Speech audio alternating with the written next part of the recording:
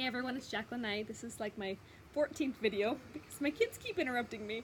So if I get a little distracted, it's because we're outside and I'm trying to have them play.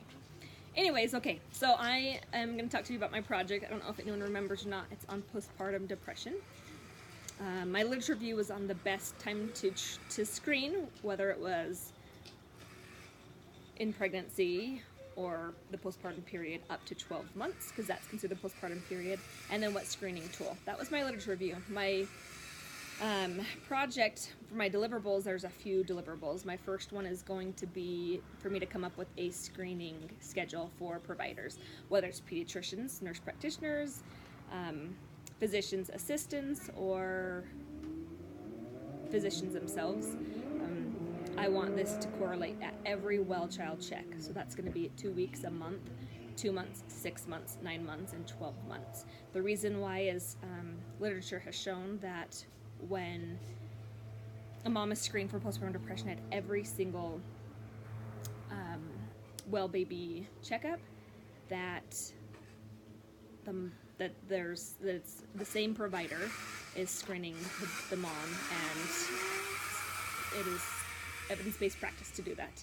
That's the easy way to say it. Okay, the next one I'm going to do is come up with an algorithm for physicians. That's going to be, I think, my hard one. That's going to take some time, but I'm not quite sure all the logistics of this algorithm yet. What I do know is that it's going to be I'm going to come up with, if the mom has no postpartum depression, well then everything's going to be great and she won't need any treatment or intervention. If the mom does have postpartum depression and scores on a certain number, then I will come up with the interventions and treatment. And then if the mom answers yes to a specific question, then she might be sent to the ER or that kind of stuff. So I'm not quite sure what's going to be the algorithm yet. I have some ideas, but I don't have the actual it's done yet. I'm also going to have some provider education. That's pretty much going to be my provider education for that. I'm also going to come up with a patient educational pamphlet, and that is going to just have probably the signs and symptoms of postpartum depression in layman's terms, which Christy made a good point that it should be in the 5th grade level education. And then my final one, how I'm going to evaluate this is going to be through a quantitative interview with the 2 groups.